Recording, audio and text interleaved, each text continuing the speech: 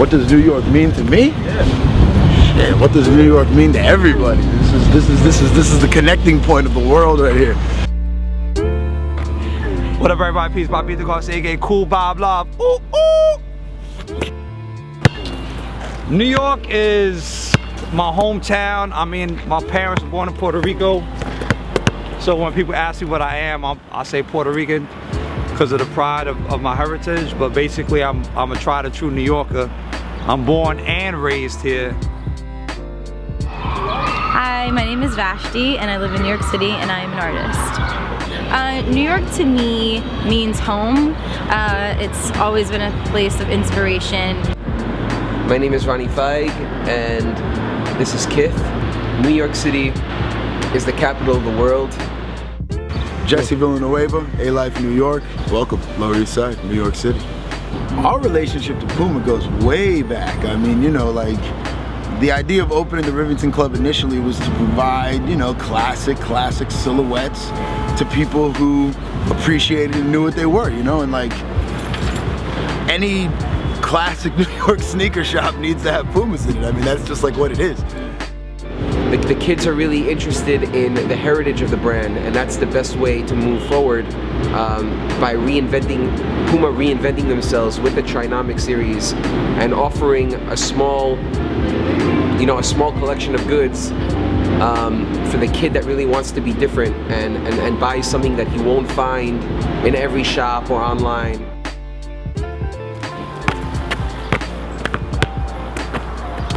Well, my relationship with Puma goes back to the 70s. I mean, I'm born in 1966, so I can remember when the Puma Clyde was, you know, that was a transitional shoe, a shoe that changed the game. And it wasn't just because Clyde Frazier wore them. Yes, he was the, you know, star point guard of the Knicks, and he was incredible.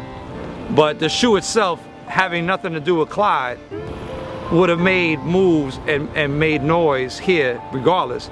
And the reason why, it was just a beautiful shoe. It was a beautifully designed shoe. When Puma reached out, I was automatically interested. The first pair of sneakers that I bought myself was a pair of Puma suedes, and you know, growing up, my memories of the brand too kind of tie into what I'm inspired by today and how I design. You know, growing up in the 90s, I was really interested in b-boy culture, and you know, Puma was very big in that moment, especially in the 80s, and you know, with the tracksuits and the sneakers. So that to me always resonated. And then also, again, growing up in the 90s, there was that other side of it where it was, you know, alternative style and culture, and you know, like the Beastie Boys wearing Pumas, and you know, so for me, both of those worlds, while they're totally opposite, they are major influences for me.